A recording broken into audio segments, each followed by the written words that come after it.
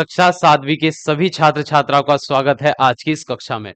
इस कक्षा में हम पाठ संख्या 6 जिसका नाम है रेखीय समीकरण की प्रश्नावली दक्षता अभ्यास के प्रश्न को हल करेंगे। तो पहला प्रश्न आपके सामने है दक्षता अभ्यास का। प्रश्न संख्या 1 है, निम्नलिखित समीकरणों को हल कीजिए।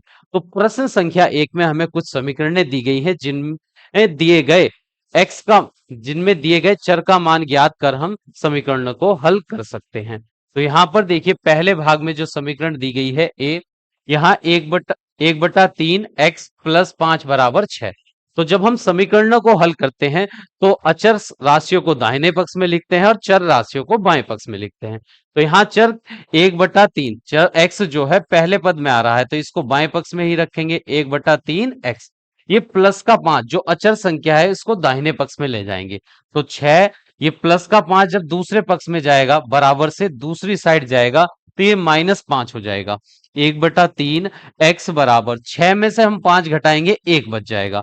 अब यहां से जब हम x का मान निकालेंगे तो x की गुणा अंश में करेंगे 1 से, तो x की गुणा 1 से करने पर x आएगा और हर में है 3। जब ये दूसरे पक्ष में जाएगा तो ये गुणा में जाएगा तो 1 गुणा 3, x बराबर आ जाएगा 3 एकन 3। तो इस समीकरण का हल आ गया है x बराबर 3। अब दूसरा सवाल देखते हैं। प्रश्न संख्या 1 का भाग नंबर 2। यहां पर हमको एक समीकरण दी गई है 0.6 माइनस 1.2 x प्लस 3 बराबर -3। तो बाएं पक्ष में जो चर राशियां हैं उनको केवल हम बाएं पक्ष में रखेंगे और सभी अचर राशियों को दाहिने पक्ष में ले जाएंगे। तो x यहां पर दूसरे वाले पद में आ रहा है तो दूसरे वाले पद को तो हम यहां पर रखेंगे -1.2 x बराबर का चिन्ह। ये प्लस का 0.6 दूसरे पक्ष में जाएगा तो -0.6 हो जाएगा। दाहिने पक्ष में -3 पहले से ही था तो इसको हम यहीं पर रखो रहेंगे। पहले हम इस +3 को दूसरे पक्ष में ले जाएंगे तो ये भी -3। ये प्लस की संख्या है 0.6 दूसरे पक्ष में जाएगी तो -0.6। अब ये -1.2 x को जैसा था वैसे ही उतार लेंगे। -3 और -3 हो जाएंगे -6 और फिर -0.6 -1.2 x बराबर -6 और -0.6। देखिए माइनस चिन्ह की गुणा अगर माइनस चिन्ह से करते हैं तो माइनस माइनस प्लस होते हैं तो ये दोनों संख्याएं जुड़ जाएंगी। 6 में जब 0.6 जोड़ेंगे तो आएगा 6.6 और चिन्ह आएगा माइनस का। ये चिन्ह बड़े अंक का हम लगाते हैं। ये माइनस से माइनस कर जाएंगे दोनों पक्षों के। जब x के गुणा में 1.2 है ये दूसरे पक्ष में जाएगा भाग में तो x बराबर 6.6 के हर में आ जाएगा 1.2 और दशमलव से हम दशमलव हटा सकते हैं क्योंकि अंश में भी दशमलव 1 अंक के बाद है और हर में भी दशमलव 1 अंक के बाद है। तो x बराबर आ जाएगा 66/12। अब दोनों ही अंश और हर में लिखी हुई संख्या 6 से विभाजित हो सकती हैं। ये 6 से 6 गुण 6 और 6 गुण 6 और 6 दूनी 12। तो ये आ जाएगा x बराबर 11/2। और जब हम 2 से 11 को भाग करेंगे तो 2 पंजे 10 और दशमलव लगाएंगे फिर 2 पंजे 10। इसकी भाग यहां पर देख लेते हैं। जब हम 2 से 11 को भाग करेंगे तो 2 का पहाड़ा 11 में जाएगा 5 बार, 2 पंजे 10। 11 में से 10 घटाएंगे 1 बचेगा, दशमलव लगाएंगे तो एक शून्य बढ़ जाएगा और 2 पंजे 10 और शेष फल आ जाएगा हमारा 0। तो 2 से 11 को भाग करने पर आएगा 5.5। यही हो जाएगा हमारे इस प्रश्न का उत्तर, x बराबर 5.5। अब प्रश्न संख्या 1 के भाग नंबर 3 पर चलते हैं। भाग सी में हमको एक रैखिक समीकरण दी गई है, इसको हल करना है। तो सभी चर राशियों को हम बाएं पक्ष में रखते हैं, अचर राशियों को दाहिने पक्ष में। तो यहां पर देखिए बाएं पक्ष में चर राशि है 3/7 x, तो इसे लिखेंगे 3/7 और साइड में x। और ये दाहिने पक्ष में जो -x/7 है जब इसको हम बाएं पक्ष में लेकर आएंगे तो ये हो जाएगा +x/7 बराबर का चिन्ह।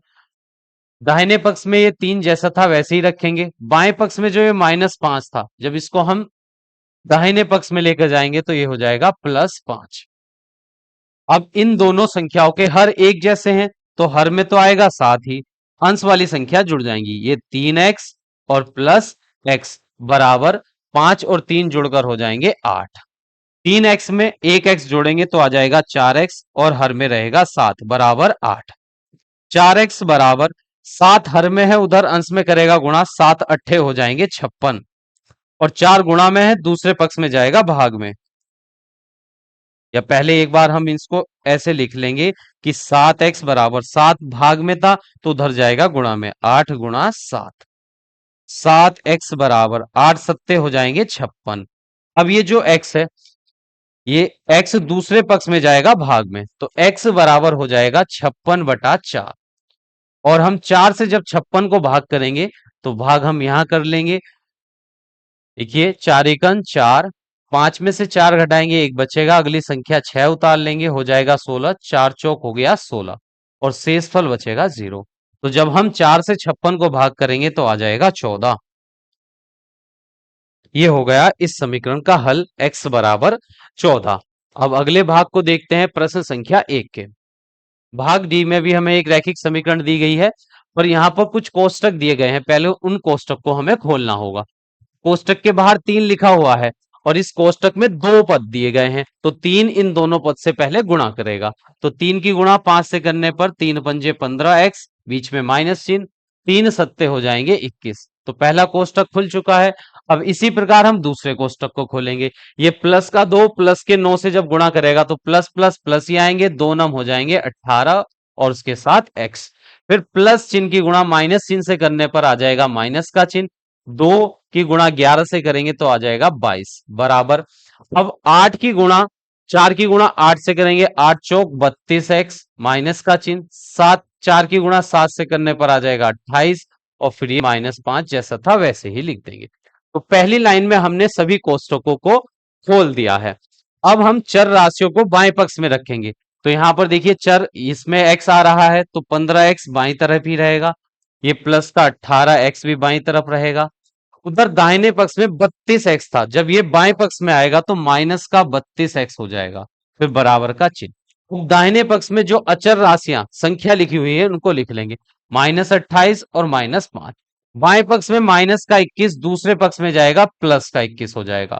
बाएं पक्ष में जो ये -22 था, दूसरे पक्ष में जाएगा तो प्लस का 22 हो जाएगा। अब 15 और 8 जुड़कर होते हैं 33, 15 और 8 जुड़कर हो जाएंगे 33x माइनस 32x बराबर।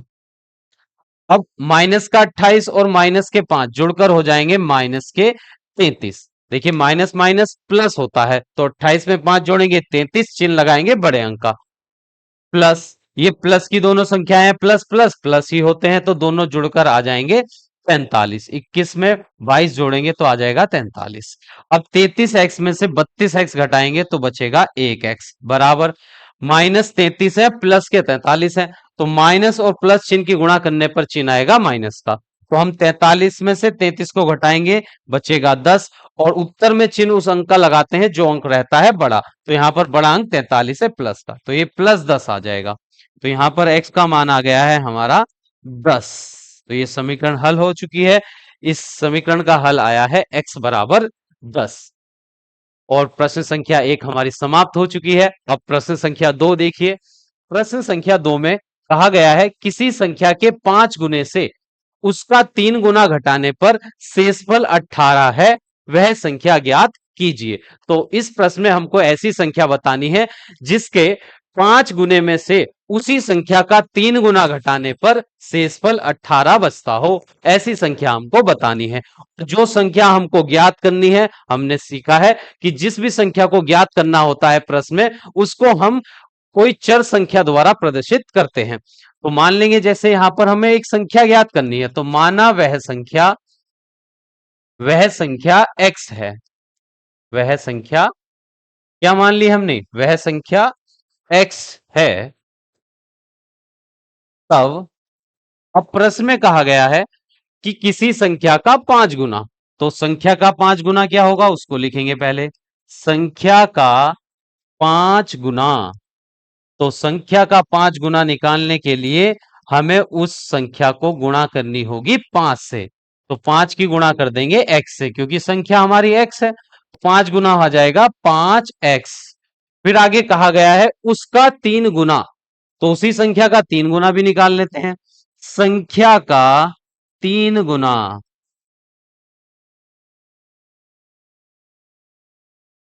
संख्या का 3 गुना, तो 3 की गुणा करेंगे उस संख्या से, तो 3x आ जाएगा। अब दोनों को घटाने पर शेषफल आता है 18। अब प्रश्न में कहा गया है कि अब लिख देते हैं प्रश्नानुसार, प्रश्न के अनुसार जो भी कहा गया है वो काम अब हम करेंगे कि संख्या के 5 गुने से उसका 3 गुना घटाने पर शेषफल 18 आता है। तो संख्या का 5 गुना 5x, संख्या का 3 गुना 3x, और जब 5x में से 3x घटाएंगे तो हमको उत्तर मिलेगा 18, जैसे प्रश्न में बताया गया है।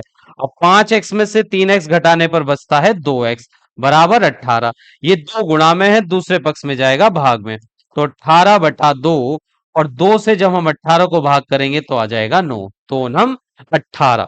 तो यहां पर x बराबर संख्या हमको मिल गई है 9।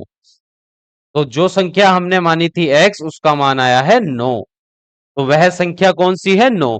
अगर संख्या 9 के 5 गुने में से हम उसका 3 गुना घटाएंगे तो हमको शेषफल मिलेगा 18। तो लिख लेते हैं, अतः वह संख्या,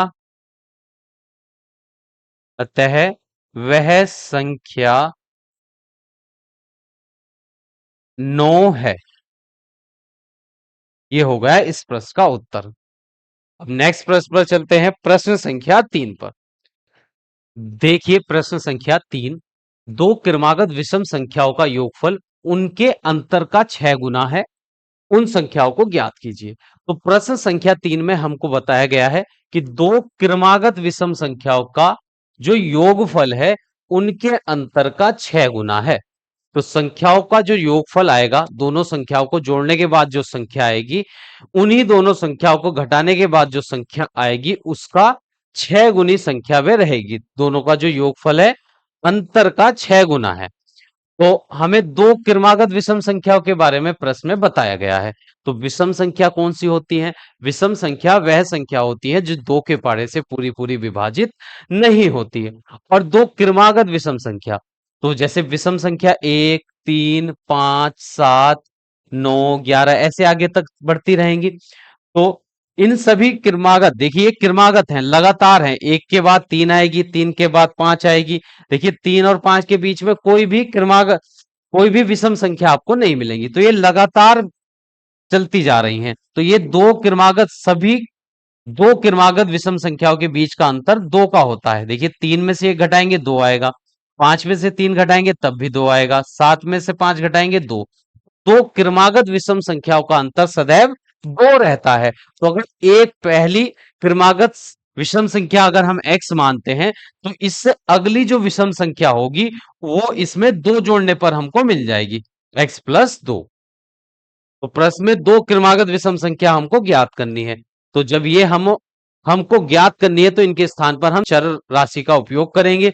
तो हम इन्हीं दोनों संख्याओं को पहले मान लेते हैं। माना दो क्रमागत क्रमागत विषम संख्या, विषम संख्या x और x+2 है। अगर अगर पहली विषम संख्या x है तो क्रमागत अगली विषम संख्या उसमें 2 जोड़ने सर हमको मिल जाएगी, तो x+2। प्रश्न में कहा गया है दोनों क्रमागत विषम संख्याओं का योगफल प्रश्नानुसार, कि जो इन दो क्रमागत विषम संख्याओं का योगफल है, कि जो इन दोनों को जोड़ने के बाद हमको मिलेगा, वो बराबर होगा इन्हीं दोनों संख्याओं के अंतर के 6 गुने के बराबर होगा। तो अंतर कैसे निकालते हैं? दो संख्याओं का, बड़ी संख्या में से छोटी संख्या घटा देते हैं। तो x+2 में से हम घटाएंगे x को, तो जो इनका अंतर आएगा उसका 6 गुना इन दोनों संख्याओं के योगफल के बराबर है। अब इनको जोड़ते हैं, ये कोष्टक खोलेंगे तो x+2 ही आ जाएगा, क्योंकि इस कोष्टक के बाहर केवल प्लस चिन्ह है। प्लस चिन्ह से अगर कोष्टक खोलते हैं तो कोई भी संख्या नहीं बदलती है, ना कोई चिन्ह बदलता है। अब 6, इस कोष्टक को खोलेंगे तो x+2 minus x, plus x से माइनस x कट जाएगा, x में x जोड़ेंगे 2x+2 बराबर 6 की गुणा 2 से करेंगे 6 दूनी 12, ये प्लस का 2 दूसरे पक्ष में जाएगा, माइनस का 2 हो जाएगा। 2x बराबर 12 में से 2 घटाएंगे 10 बचेगा, 2 गुणा में है दूसरे पक्ष में जाएगा भाग में, तो यहां x बराबर आएगा 10/2। अगर 2 से 2 पंजे 10, तो x का मान कितना आ गया है 5। तो पहली विषम संख्या आ गई है 5। देखिए x का मान आ गया है 5, तो दूसरी क्रमागत विषम संख्या हो जाएगी, x में 2 जोड़ जोड़ देंगे, 5 में 2 जोड़ेंगे तो आ जाएगा 7। तो यहां पर लिखते हैं हम, अतः दो क्रमागत दो क्रमागत विषम संख्या विषम संख्या 5 और 7 है। देखिए, हमको दो क्रमागत विषम संख्या इस प्रश्न में ज्ञात करनी थी, उनके मान आए हैं 5 और 7। और प्रश्न में बताया गया था इनका योगफल अंतर का 6 गुना है। अगर दोनों को अगर हम जोड़े, योगफल ज्ञात करें, तो 7 और 5 का योगफल देखिए कितना आएगा। 7 और 5 का योगफल आ जाएगा आपका 12। अगर दोनों का अंतर ज्ञात करें, 7 माइनस 5, तो आ जाएगा 2। अब देखिए, जो योगफल है इस अंतर का 6 गुने के बराबर है। अगर इसके अंतर का 6 गुना करेंगे तो आ जाएगा 12। तो ये ही दो क्रमागत विषम संख्या है जिनका योगफल उनके अंतर का 6 गुने के बराबर है। अब चलते हैं प्रश्न संख्या 4 पर। तो प्रश्न संख्या 4 में हमको बताया गया है कि एक व्यक्ति एक बाग से कुछ फूल चुनता है। एक व्यक्ति जो है एक बाग से कुछ फूल चुनता है, उन फूलों की संख्या नहीं बताई गई है। तो जब हमको कोई संख्या ज्ञात नहीं होती, तो उसके स्थान पर हम अचर राशि मान लेते हैं, वो एक चर राशि मान लेते हैं। तो यहां पर जैसे कुछ फूल वह चुनता है, उन फूलों की संख्या हम मान लेते हैं एक्स। एक्स फूल उस व्यक्ति ने बाग से चुने। वह इन फूलों का 1/2 भाग माली को, 1/4 भाग फूलदान के लिए, 1/6 भाग पुत्र को और 1/18 भाग अपनी पुत्री को, और शेष एक फूल अपनी पत्नी को भेंट करता है। उसने कितने फूल चुने थे, ये हमको प्रश्न में बताना है। तो प्रश्न में हमें कुल फूलों की संख्या बतानी है जो उसने चुने थे बाग से। तो वह संख्या हमने मान ली है एक्स। तो लिखते हैं, माना एक्स फूल, माना व्यक्ति ने एक्स फूल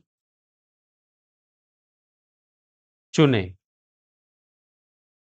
कितने फूल चुने, एक्स फूल उसने बाग से चुने। अब इन फूलों का 1/2 भाग अपने मालिक को दिया उसने, 1/4 भाग फूलदान के लिए रखा और 1/6 भाग पुत्र को दिया, 1/18 भाग पुत्री को दिया और शेष एक फूल जो बचा था वो अपनी पत्नी को दिया। तो यहां पर हम लिखेंगे, माली माली को कुल फूल मिले, कुल फूल फूल मिले। अब देखिए, माली को कितने फूल मिले हैं, 1/2 भाग। इन कुल फूलों का 1/2 भाग, तो x का 1/2 भाग हम निकालेंगे। और का मतलब होता है गुणा। x की गुणा करेंगे हम 1/2 से, x की गुणा करेंगे हम 1/2 से। तो फूलों की संख्या आ जाएगी, x की गुणा 1 से करने पर x/2। तो उसने मालिक को कितने फूल दिए, x/2 फूल दिए, यदि फूलों की संख्या x है तब। और 1/4 भाग फूलदान के लिए, देखिए फूलदान के लिए फूल रखे। अब फूलदान के लिए उसने कितने फूल रखे, इन सभी फूलों का 1/4 भाग। तो 1/4, अब x की गुणा करेंगे हम 1/4 से, तो फूलदान के फूलों की संख्या हमको मिल जाएगी। x की गुणा 1 से करने पर आ जाएगा x और बटे में 4। तो x/4 फूल उसने फूलदान के लिए रख लिए। और 1/6 भाग पुत्र को, तो पुत्र को कुल फूल मिले।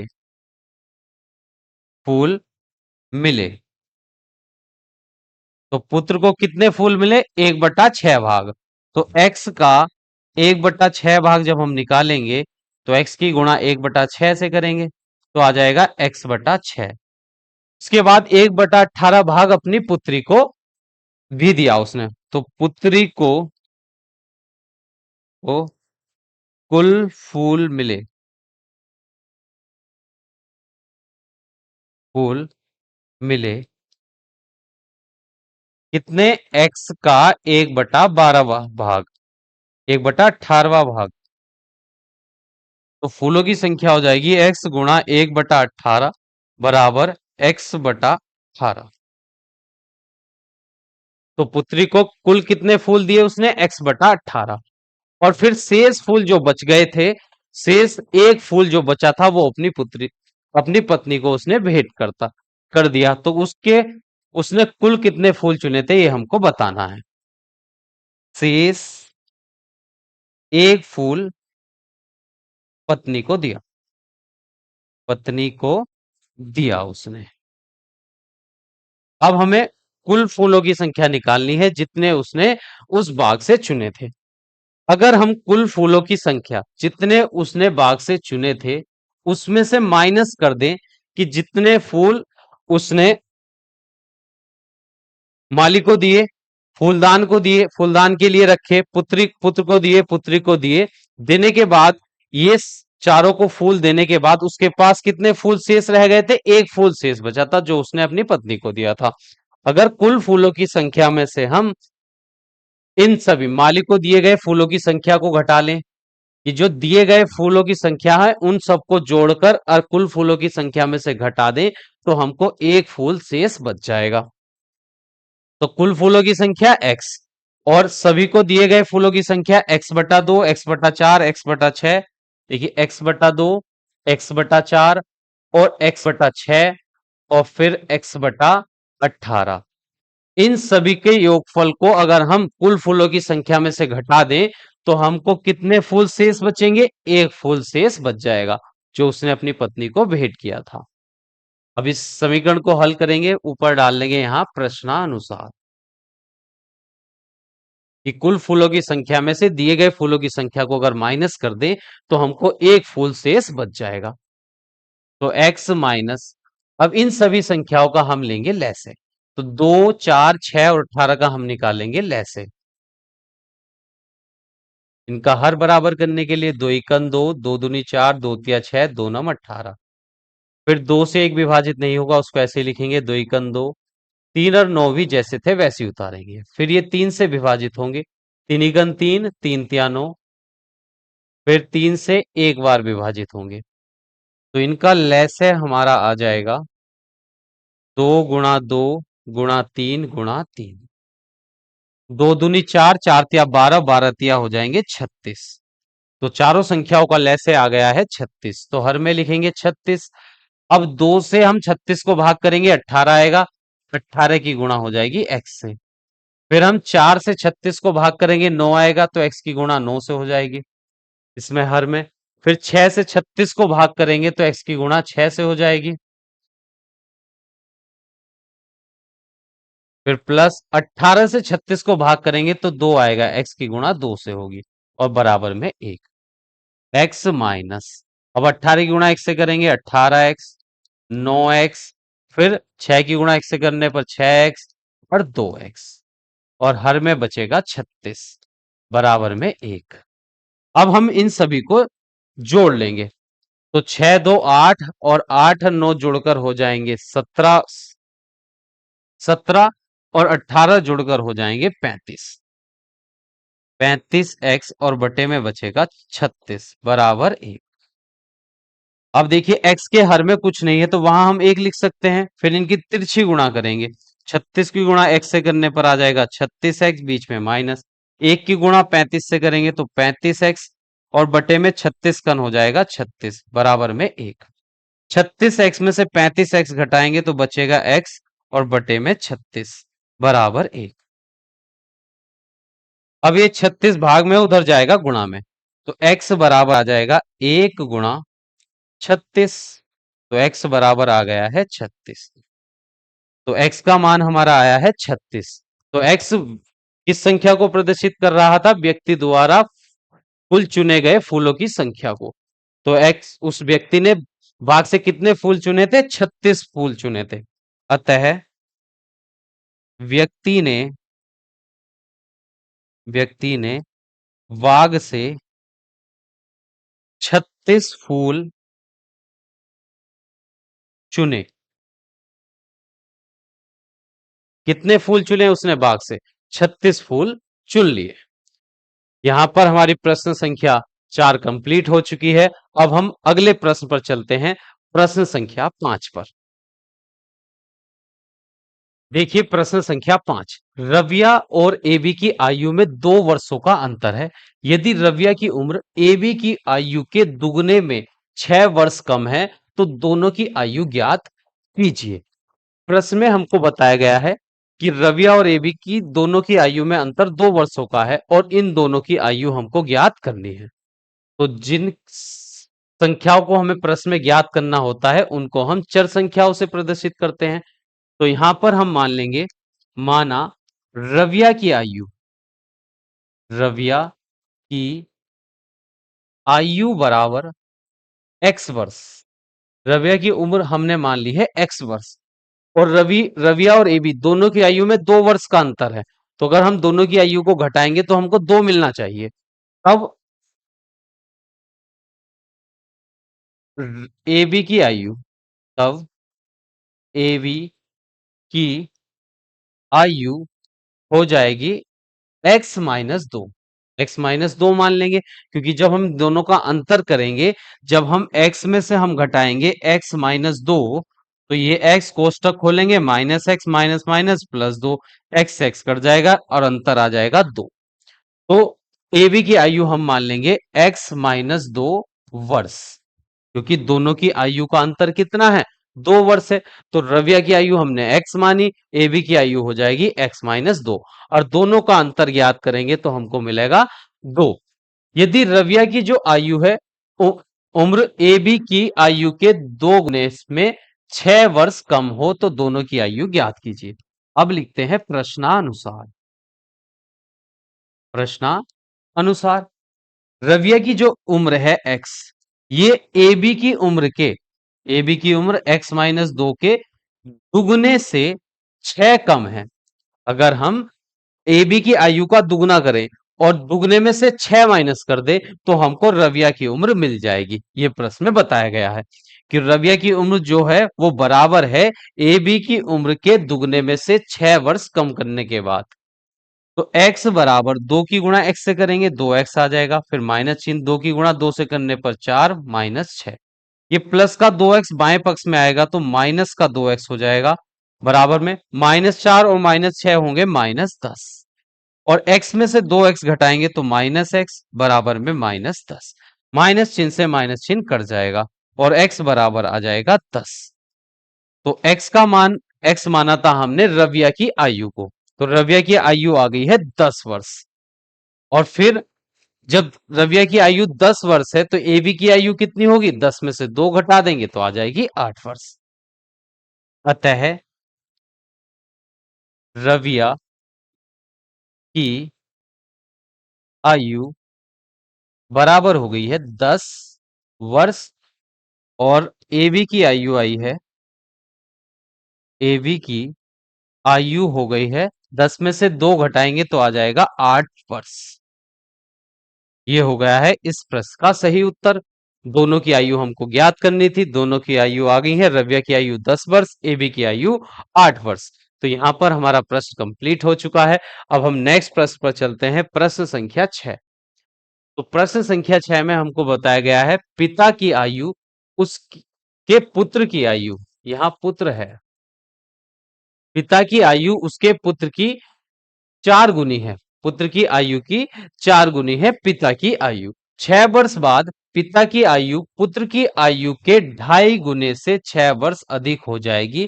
दोनों की वर्तमान आयु ज्ञात कीजिए। कि इस समय पिता और पुत्र दोनों की आयु कितनी है ये हमको ज्ञात करना है। और प्रश्न में बताया गया है कि इस समय पिता की जो आयु है पुत्र की आयु की 4 गुनी है।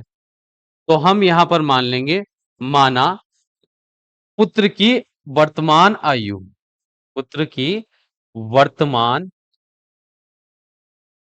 वर्तमान आयु बराबर हो जाएगा यहां पर 4 x वर्ष मान लेते हैं हम, x वर्ष। अब हमने पुत्र की आयु को ही क्यों x वर्ष माना यहाँ पर? क्योंकि प्रश्न में बताया गया है पिता की जो आयु है पुत्र की आयु की 4 गुनी है। अगर हमें पुत्र की आयु पता चल जाए तो पिता की आयु हम उसका 4 गुना करके प्राप्त कर सकते हैं। तो हमने पुत्र की आयु को ही x वर्ष मान लिया यहाँ पर। तब पिता की वर्तमान आयु, तब पिता की वर्तमान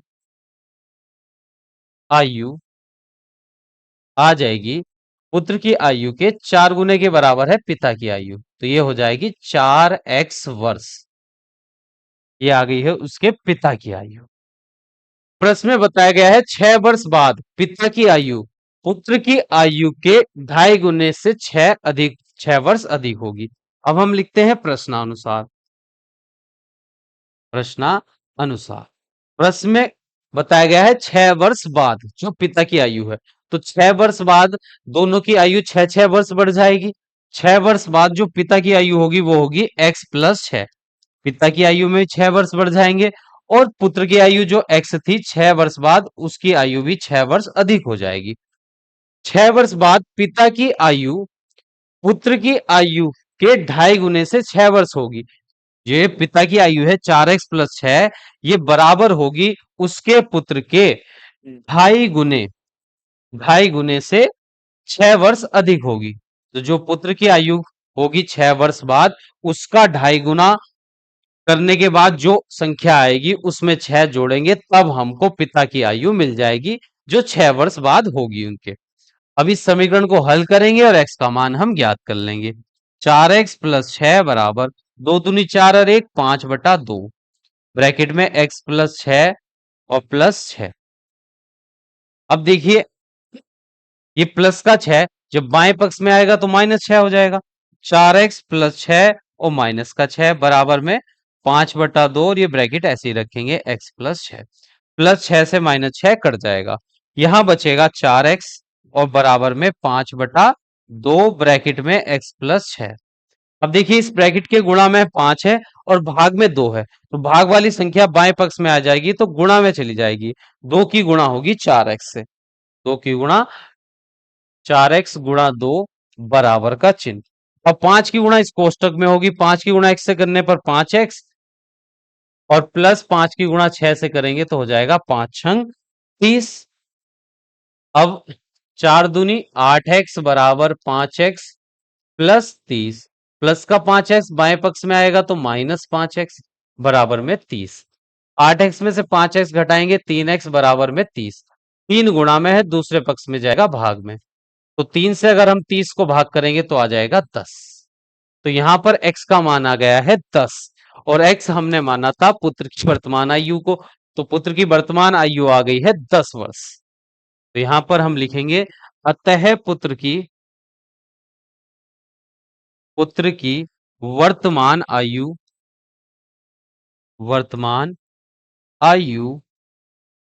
10 वर्ष और पिता की वर्तमान आयु कितनी हो जाएगी? पुत्र की आयु की दुगुनी की 4 गुने की थी। प्रश्न में कितना माना था पुत्र की आयु को? 4x, पुत्र की आयु के 4 गुने के बराबर है पिता की आयु, तो पिता की वर्तमान आयु बराबर हो जाएगा 4 गुणा 10 अर्थात 40 वर्ष। तो दोनों पिता और पुत्र दोनों की वर्तमान आयु हमने ज्ञात कर ली है। पिता की आयु है 40 वर्ष और पुत्र की वर्तमान आयु है 10 वर्ष। यहां पर हमारा प्रश्न 6 कंप्लीट हो चुका है। अब हम नेक्स्ट प्रश्न पर चलते हैं, प्रश्न संख्या 7 पर। तो प्रश्न संख्या 7 है, एक आयत की लंबाई उसकी चौड़ाई से 5 सेमी अधिक है, यदि उसका परिमाप 26 सेमी हो तो उसकी लंबाई ज्ञात कीजिए। तो इस प्रश्न में एक आयत के बारे में बात हुई है, तो हम एक आयत बना लेते हैं। देखिए आयत इस प्रकार होता है जिसके आमने सामने की भुजा की लंबाई बराबर होती है, आमने सामने वाली भुजाओं की लंबाई बराबर होगी। प्रश्न में बताया गया है कि आयत की जो लंबाई है, ये लंबाई जो है ये चौड़ाई से, ये तो हो गई आयत की लंबाई और ये होगी आयत की चौड़ाई। तो आयत की जो लंबाई है उसकी चौड़ाई से 5 सेमी अधिक है लंबाई, इस चौड़ाई से 5 ज्यादा है तो उसकी परिमाप 26 सेमी हो तो उसकी लंबाई ज्ञात कीजिए। तो इस आयत की हमको लंबाई ज्ञात करनी है। ये लंबाई जो है चौड़ाई से 5 ज्यादा है। अगर हम चौड़ाई को मान लें x, अगर चौड़ाई हमारी होगी x, तो लंबाई कितनी हो जाएगी, उससे हो जाएगी 5 ज्यादा। तो हमने इस आयत की चौड़ाई मान ली है x सेमी, तो आयत की लंबाई हो जाएगी x प्लस 5 सेमी। यदि उसका परिमाप 26 सेमी हो तो उसकी लंबाई ज्ञात कीजिए। अब प्रश्न में पहले हम इस जो हमने माना है उसको लिख लेंगे। तो माना आयत आयत की चौड़ाई, आयत की चौड़ाई बराबर x सेमी।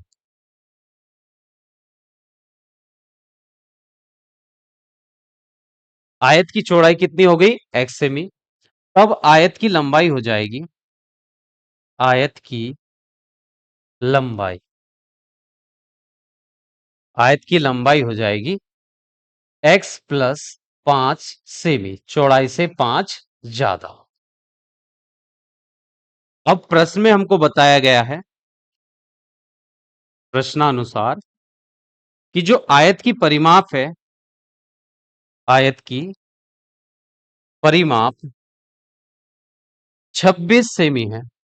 तो आयत की परिमाप निकालने का हमारे पास सूत्र रहता है 2 ब्रैकेट में लंबाई प्लस चौड़ाई बराबर 26।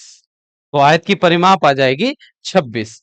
अब देखिए 2 ब्रैकेट में लंबाई, लंबाई है x प्लस 5, तो लंबाई की x के स्थान पर x प्लस 5, l के स्थान पर रख देंगे x प्लस 5, और उसकी चौड़ाई b का मान है x, तो b के स्थान पर रखेंगे x बराबर 26।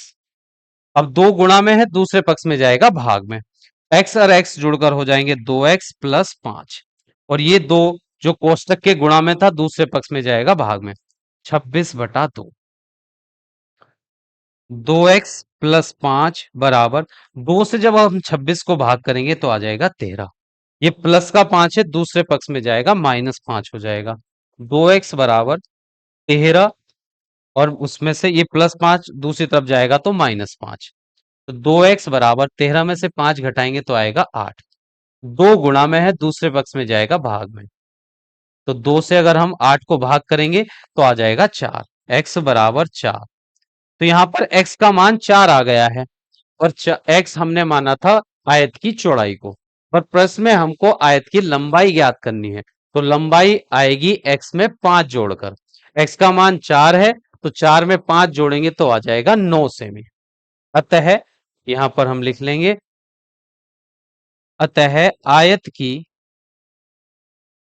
की लंबाई आ जाएगी x प्लस 5, और x का मान आया है हमारा 4, उसमें 5 जोड़ेंगे तो हो जाएगा 9 सेमी। तो आयत की लंबाई आ गई है 9 सेमी। अब हम अगले प्रश्न पर चलते हैं, प्रश्न संख्या 8 पर। देखिए प्रश्न संख्या 8 है, एक समांतर चतुर्भुज की भुजा 2x माइनस 1 सेमी है तथा उसके समान सामने की भुजा, यहां पर एक ही मात्रा और है, उसके सामने की भुजा 4x माइनस 6 सेमी है, भुजा की माप बताइए। तो इस प्रश्न में हमको समांतर चतुर्भुज की एक भुजा की लंबाई दी गई है 2x माइनस 1, और उसके सामने की भुजा की लंबाई 4x माइनस 6 सेमी है। तो भुजा की माप हमको ज्ञात करनी है। अब देखिए एक समांतर चतुर्भुज के आमने सामने की भुजाओं की लंबाई होती है बराबर। तो जैसे ये एक समांतर चतुर्भुज है, इसके आमने सामने की भुजा एक दूसरे के समांतर भी होती हैं, और उनकी लंबाई भी कैसी रहती है, बराबर रहती है। तो जैसे इस भुजा की लंबाई ये दे रखी है 2x माइनस 1, ये पहली भुजा की लंबाई, और इसके सामने वाली भुजा की लंबाई है 4x माइनस 6, और समांतर चतुर्भुज के आमने सामने की भुजा की लंबाई होती है बराबर। तो हम लिखेंगे, लिखते हैं प्रश्नानुसार, प्रश्नानुसार। तो जब ये समांतर चतुर्भुज है तो इसके आमने सामने की भुजा की लंबाई होगी बराबर। ये 2x माइनस 1 बराबर होगा 4x माइनस 6 के।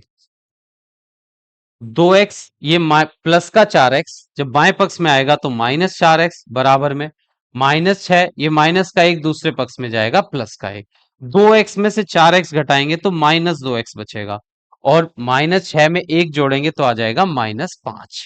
माइनस चिन्ह से माइनस चिन्ह कट जाएगा, x का मान हो जाएगा 2 गुणा में है, दूसरे पक्ष में जाएगा भाग में, तो 2/5।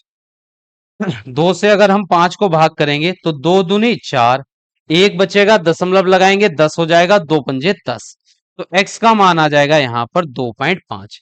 5 का आधा करेंगे, 2 से भाग करने का मतलब है संख्या का आधा करना, तो 5 का आधा हो जाएगा 2.5, 2.5। तो x का मान 2.5 आ गया है। अब हमको भुजा की लंबाई बतानी थी, तो यहां पर लिखते हैं अतः भुजा की लंबाई। तो भुजा की लंबाई प्रश्न में दी गई है 2x-1। तो 2 की गुणा करेंगे हम x के मान से, x का मान आया है 2.5 और -1। देखिए 2.5 की गुणा 2 से करेंगे तो आ जाएगा 5, 2.5 का दुगुना हो जाएगा 5, 5 में से 1 घटाएंगे तो आ जाएगा 4 सेमी। 4 सेमी। तो समांतर चतुर्भुज की भुजा की लंबाई आ गई है 4 सेमी। अगर ये 4 सेमी है तो नीचे वाली भी 4 आएगी। आप इसको हल करके देख सकते हैं। जब हम 2.5 की गुणा करेंगे 4 से तो आ जाएगा 10, और 10 में से 6 घटाएंगे तो मिलेगा 4।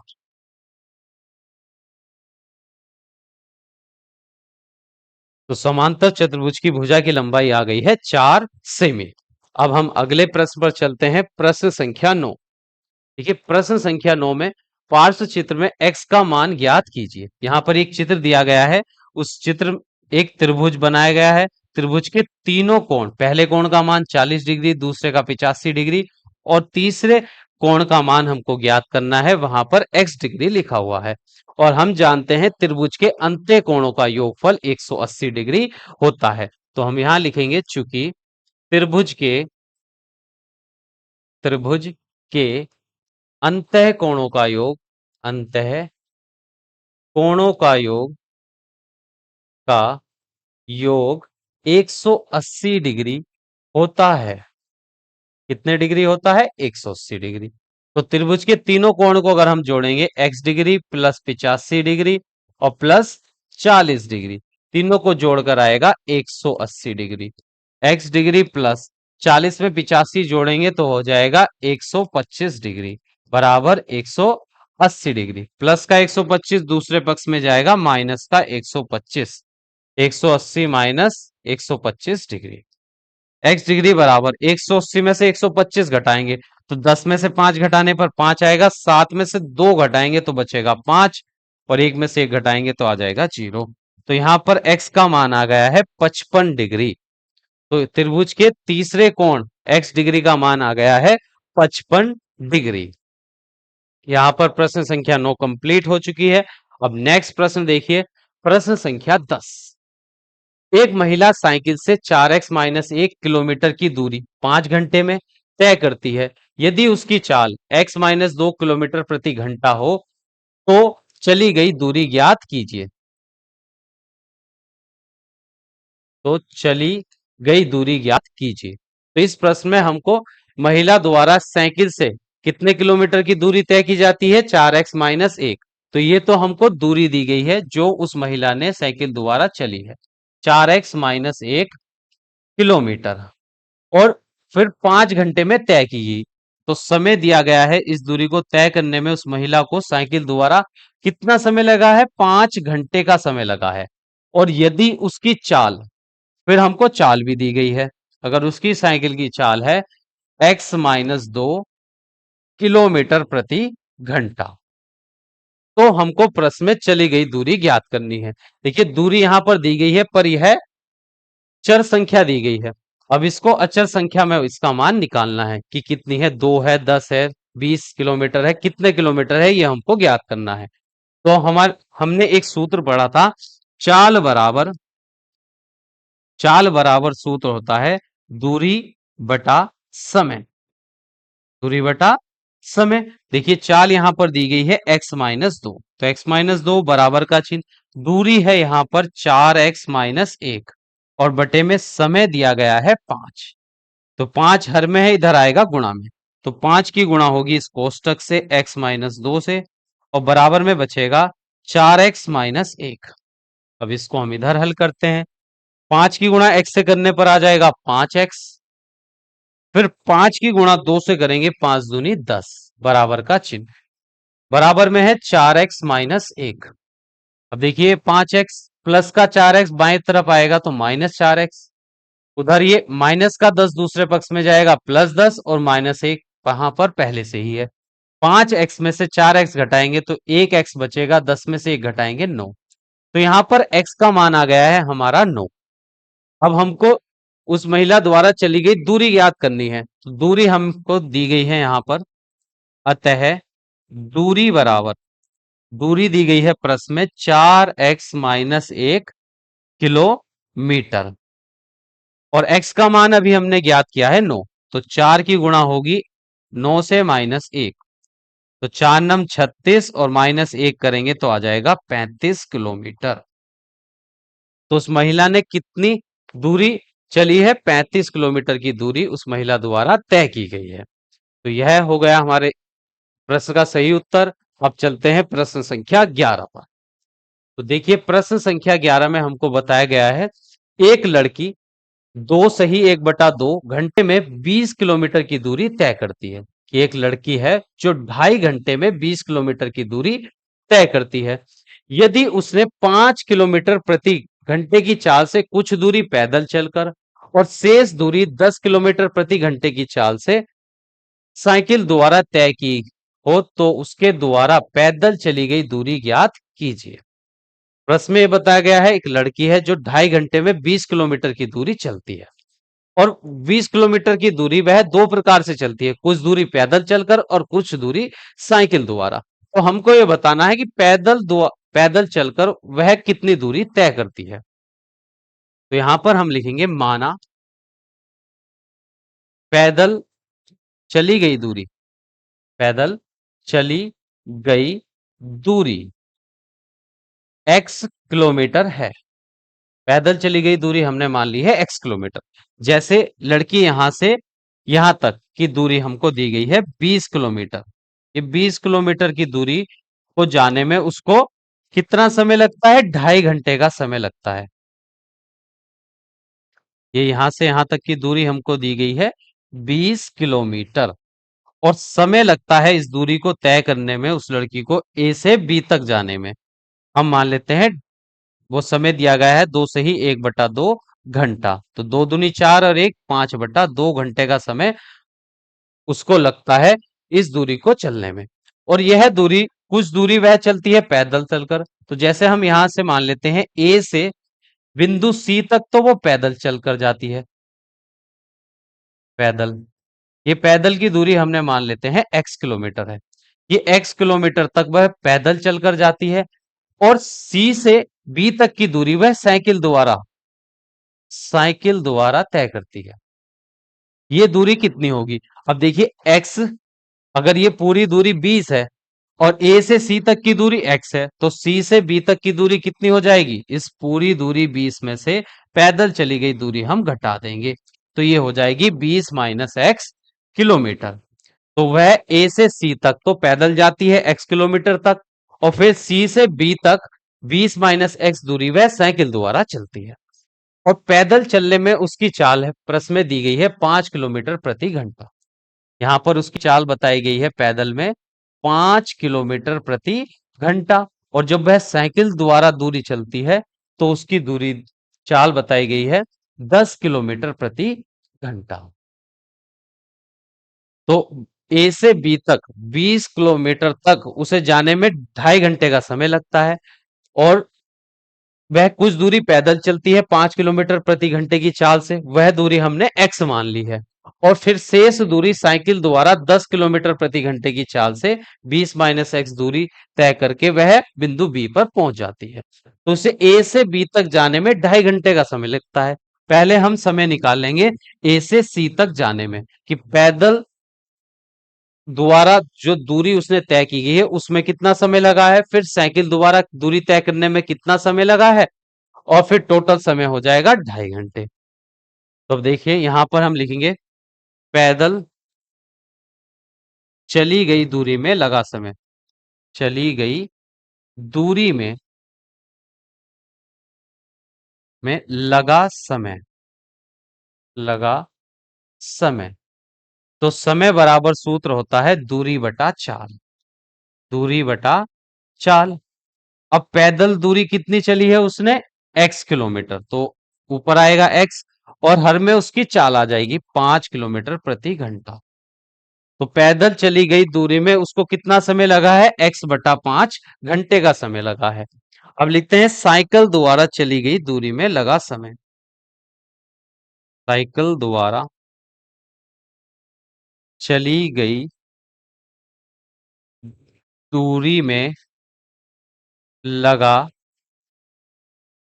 समय। तो समय बराबर रहता है दूरी बटा चाल। अब यहां पर देखिए दूरी कितनी है, सी से बी तक की दूरी है 20 - x, 20 - x, और चाल थी उसकी साइकिल द्वारा 10 किलोमीटर प्रति घंटा, तो हर में आ जाएगा 10।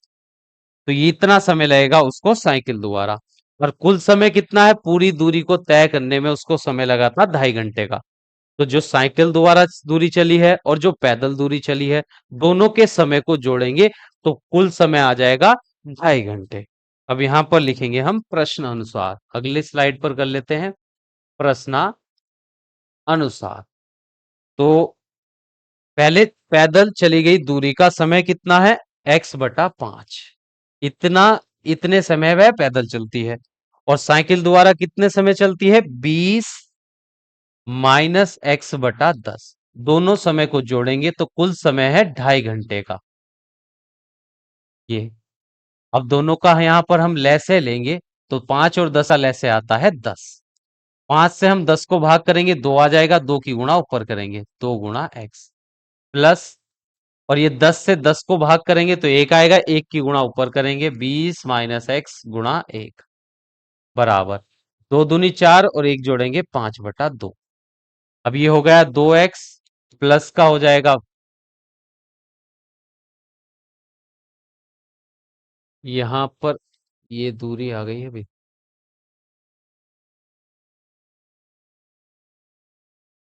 दोनों समय बराबर आ जाएंगे, कुल दूरी 5/2, 2.5 घंटे का समय।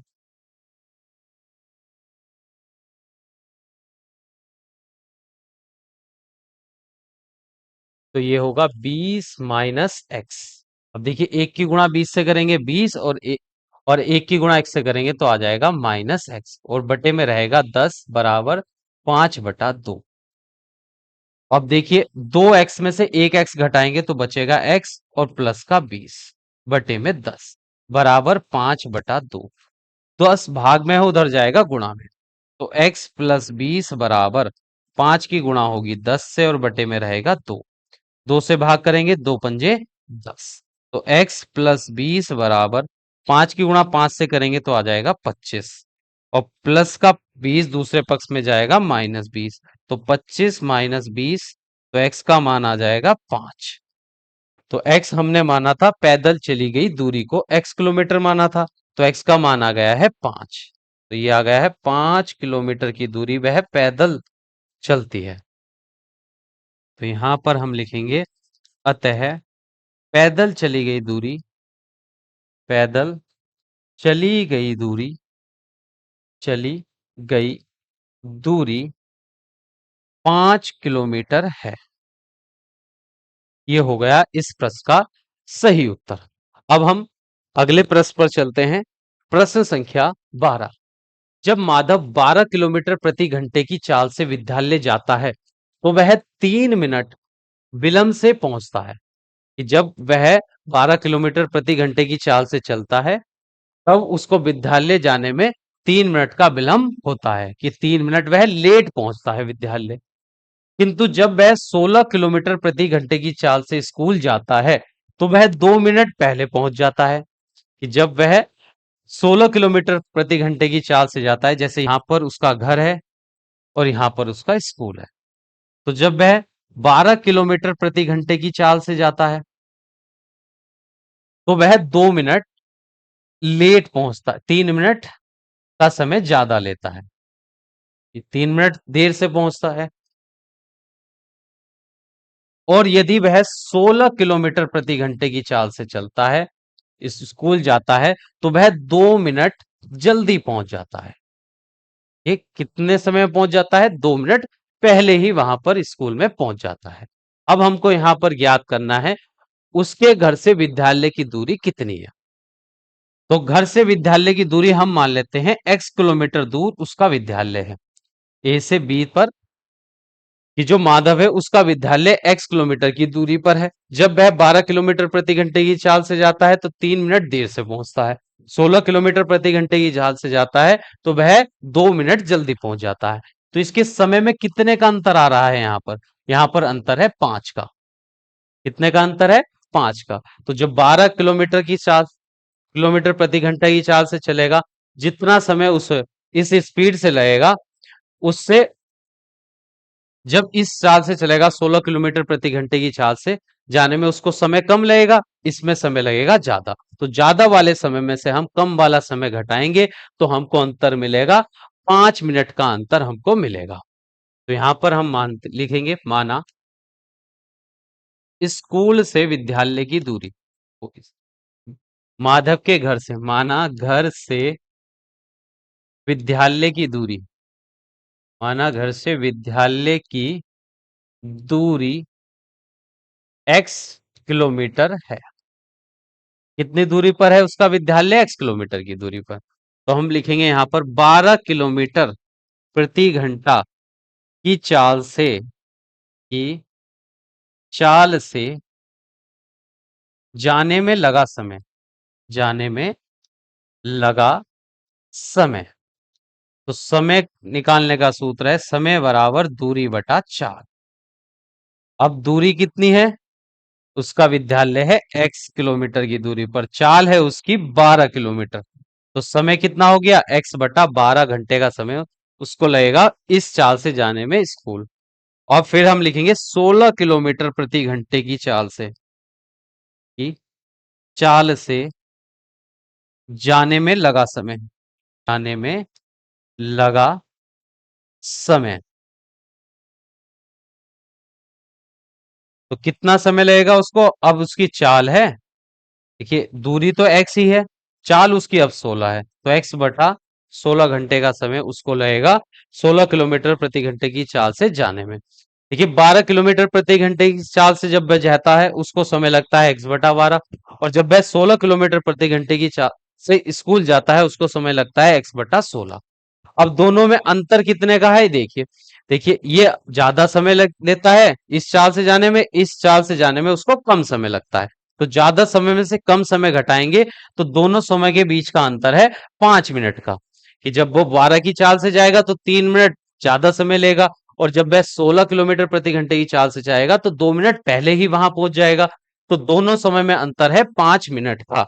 अब यहां पर लिखेंगे हम प्रश्नानुसार, प्रश्नानुसार। तो ज्यादा वाला समय है हमारा x बटा 12, x बटा 12 माइनस x बटा 16 है। 5 मिनट है ये। जब मिनट है तो मिनट को घंटे में बदलने के लिए, देखिए x बटा 12 और x बटा 16 दोनों ही राशियां घंटे में है, और बराबर में आ रहा है हमारा 5 मिनट, तो मिनट को भी घंटे में बदलने के लिए 60 से भाग कर देंगे। अब 16 की गुणा, या 16 और 12 दोनों का हम लेंगे लैसे। तो जब हम 16 और 12 दोनों का लैसे लेंगे तो आ जाएगा 48। या देख ली, 2 छंग 12, 2 अट्ठे 16, फिर 2 तिया 6, 2 चौक 8, फिर 2 से 2 दूनी 4, फिर 2 से 2 इकन 2, और फिर 3 इकन 3। तो 2 दूनी 4, दूनी 8, दूनी 16, 16 तिया 48। तो दोनों का लैसे आ गया 48। 12 से हम 48 को भाग करेंगे 4 आएगा, 4 की गुणा अंश में कर देंगे। 16 से 48 को भाग करेंगे 3 आएगा, 3 की गुणा अंश में कर देंगे, बराबर में 5/60। तो ये 4x माइनस 3x बटे में 48 बराबर में 5/60। 4x में से 3x घटाएंगे तो x बटा 48 बराबर में 5/60। तो x हर में है, 48 दूसरे पक्ष में, देखिए इधर भाग में उधर जाएगा गुणा में, तो 5 गुणा 48 बटे में 60। अब ये 12 चौक 48, 12 पंजे 60, तो 5 से 5 कट जाएगा, तो x बराबर आएगा 4। और x माना था हमने घर से विद्यालय की दूरी को, तो घर से विद्यालय की दूरी आ गई है 4 किलोमीटर। अतः घर से विद्यालय 4 किलोमीटर की दूरी पर स्थित है। यह हो गया हमारे इस प्रश्न का सही उत्तर। अब हम चलते हैं नेक्स्ट प्रश्न पर। देखिए नेक्स्ट प्रश्न देखते हैं, प्रश्न संख्या 13। दो संख्याओं का योगफल 710 है। जब बड़ी संख्या को छोटी संख्या से भाग दिया जाता है तो भागफल 12 और शेषफल 8 आता है, तो बड़ी संख्या होगी। तो इस प्रश्न में हमको 4 विकल्प भी दिए गए हैं कि कौन सी संख्या उसमें सही उत्तर है। प्रश्न में बताया गया है दो संख्याओं का योगफल 710 है, और जो बड़ी संख्या को अगर छोटी संख्या से भाग दें तो भागफल 12 और शेषफल आता है 8, तो वह बड़ी संख्या हमको ज्ञात करनी है। तो जो संख्या हमको ज्ञात करनी है तो उसको हम एक चर राशि मान लेते हैं। तो माना बड़ी संख्या x है, हमने बड़ी संख्या मान ली है x। तब अब प्रश्न में बताया गया है दोनों का योगफल 710 है, तो जब एक संख्या x है और उसका योगफल हमको दिया गया है, दो संख्याओं को जोड़कर जो आएगा वो हमको 710 दिया गया है। अगर एक बड़ी संख्या हमको पता है और योगफल हमको पता है दो संख्याओं का, तो अब हम छोटी संख्या कैसे निकालते हैं। अब छोटी संख्या हमारी आ जाएगी 710 माइनस एक्स। योगफल में से बड़ी संख्या को घटा देंगे तो हमको छोटी संख्या मिल जाएगी, तो छोटी संख्या हो जाएगी हमारी 710 माइनस एक्स। अब प्रश्न में बताया गया है अगर छोटी संख्या से बड़ी संख्या को भाग दी जाती है तो भागफल 12 और शेषफल 8 आता है। हमने एक सूत्र पढ़ रखा है, भाज्य बराबर भाजक गुणा भागफल और प्लस शेषफल। ये सूत्र हमने कक्षा 3 से पढ़ते हुए आ रहे हैं कि भाज्य बराबर जिस संख्या को भाग दी जाती है। तो प्रश्न में कहा गया है बड़ी संख्या को छोटी संख्या से भाग देंगे, तो कौन सी संख्या को भाग दी जा रही है, बड़ी संख्या को। तो बड़ी संख्या भाज्य हो जाएगी x, और भाजक जिस संख्या से भाग दी जाती है, भाग दी जा रही है छोटी संख्या से, तो छोटी संख्या है 710 माइनस एक्स, गुणा भागफल आता है 12, तो भागफल के स्थान पर 12 प्लस शेषफल आता है 8, तो 8 लिख देंगे। अब इस समीकरण को हल करेंगे, x बराबर 12 की गुणा हम करेंगे, 12 की गुणा करेंगे 710 से, सो 0, 12 का पहाड़ा 0 बार 0 आएगा, 12 कन 12 का 2 हासिल लगेगा 1, 12 सत्ते 84 और 1 हो जाएंगे 85, माइनस 12 की गुणा x से करेंगे तो आ जाएगा 12x और प्लस 8। अब देखिए माइनस का 12x दूसरे पक्ष में जाएगा प्लस का 12x, बराबर में ये है 8520 और उसमें प्लस कर देंगे 8, तो 12x में x जोड़ेंगे तो आ जाएगा 13x, बराबर, और 8520 में 8 जोड़ेंगे तो हो जाएगा 8528। x गुणा में है दूसरे पक्ष में जाएगा भाग में, तो 8528 को हम 13 से भाग करेंगे। अब देखिए यहां पर 13 छंग 78, 15 में से 8 माइनस करेंगे तो आ जाएगा 7, उतार लेंगे 2, 13 पंजे 65, फिर यहां माइनस 12 में से 5 घटाएंगे 7, उतार लेंगे 8, 13 छंग 78, 78 में से 78 घटाएंगे 0 आ जाएगा, तो ये आ जाएगा 656। तो बड़ी संख्या को हमने x माना था, तो x का मान आ गया है 656। तो बड़ी संख्या अतः बड़ी संख्या हो जाएगी हमारी 656।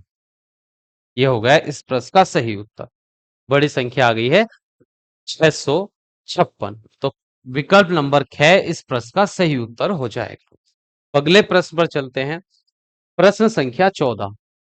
यदि 2y प्लस जेड बराबर 17 फिर उसके बाद दूसरी समीकरण दी गई है 2z + x बराबर 15।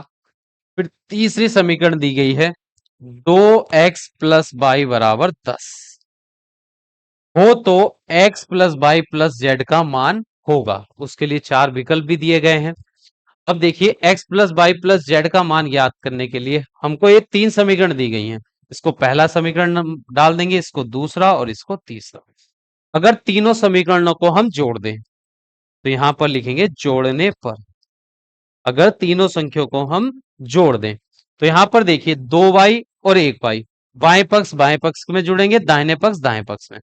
तो 2y, पहले हम x जोड़ेंगे, x और 2x जुड़कर हो जाएंगे 3x, 2y और 1y जुड़कर 3y, और z और 2z जुड़कर हो जाएंगे 3z, बराबर में 17 और 15, 17 15 जुड़कर हो जाएंगे 42, ये हो जाएंगे 42, और 10 जोड़ेंगे तो आ जाएगा 52। नहीं, ये आएगा 42, 17 और 15 जोड़ेंगे तो होगा 32, और 32 में 10 जोड़ेंगे तो आ जाएगा 42। अब तीनों पक्ष देखिए, तीनों पदों में से हम तीन कॉमन निकाल सकते हैं, तो बाहर तीन आ जाएगा, x + y + z बराबर में बचेगा 42। तीन गुणा में है, दूसरे पक्ष में जाएगा भाग में, तो x + y + z बराबर 42 के भाग में आ जाएगा 3, और 3 से जब हम 42 को भाग करेंगे, 3 और 3 × 4 = 12, तो x + y + z बराबर आ जाएगा 14। तो विकल्प नंबर 6 इस प्रश्न का x + y + z बराबर 14।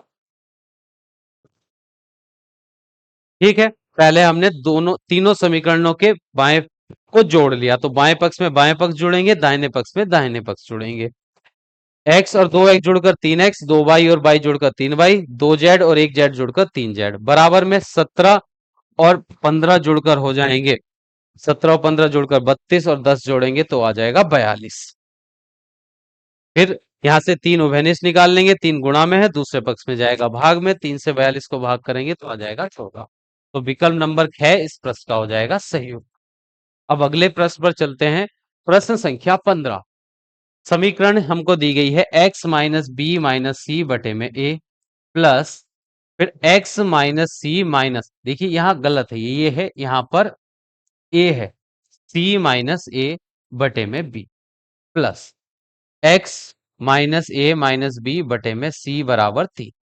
इस समीकरण को हल करके हमको x का मान ज्ञात करना है। अब देखिए इस समीकरण को हम कैसे हल कर सकते हैं।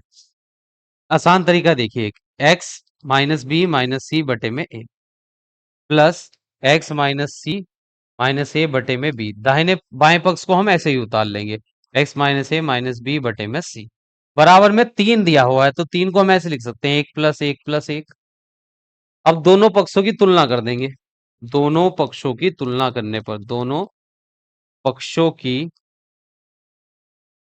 तुलना करने पर, और जब दोनों पक्षों की तुलना करेंगे तो पहले पक्ष के बराबर में देखिए पहला पद, वहां पर पहला पद 1, तो x - b - c बटे में a बराबर 1।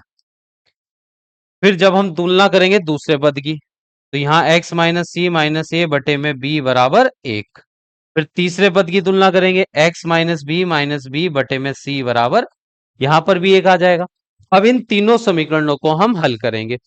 a बताइए, इधर भाग में है, उधर a से गुणा करेंगे, x - b - c बराबर एक की गुणा a से हो जाएगी, तो x - a - c -b - c बराबर a की गुणा 1 से करने पर a आ जाएगा, माइनस का b उधर जाएगा प्लस b, और माइनस का c उधर जाएगा प्लस c, तो यहां पर x का मान आ रहा है x + y + x + a + b + c। अब हमारी दूसरी समीकरण जो थी, ये x - c - a बटे में b उधर 1 से गुणा करेगा, तो x - c - a बराबर 1 की गुणा हो जाएगी b से, तो x - c - a बराबर 1 की गुणा b से करने पर b, ये माइनस का a उधर जाएगा, प्लस का a उधर प्लस b, माइनस का c उधर जाएगा प्लस c, तो यहां से भी x का मान a + b + c मिलेगा। फिर तीसरी समीकरण है x - a - b बटे में c, x माइनस ए माइनस बी, सी की गुणा एक से होगी उधर, तो सी गुणा एक, x माइनस ए माइनस बी बराबर सी। तो ये माइनस का ए उधर जाएगा प्लस का, और माइनस बी उधर जाकर प्लस बी, और प्लस सी पहले से ही है। तो यहां पर भी x का मान हमको मिलेगा a प्लस बी प्लस सी। तीनों समीकरण से हमको x का मान एक ही संख्या मिला है, तो x का मान आ गया है। इस समीकरण को हल करके हमें x का मान ज्ञात करना था, x का मान आया है a प्लस बी प्लस सी। तो विकल्प नंबर 2 इस प्रश्न का सही उत्तर हो जाएगा, a प्लस बी प्लस सी। और यहां पर हमारी दक्षता अभ्यास 6 कंप्लीट हो चुकी है। ये हो गया x का मान a plus B plus C. Next class में हम नेक्स्ट चैप्टर के साथ मिलेंगे, और यह दक्षता अभ्यास हमारी कंप्लीट हो चुकी है। और तो मिलते हैं नेक्स्ट क्लास में नए चैप्टर के साथ।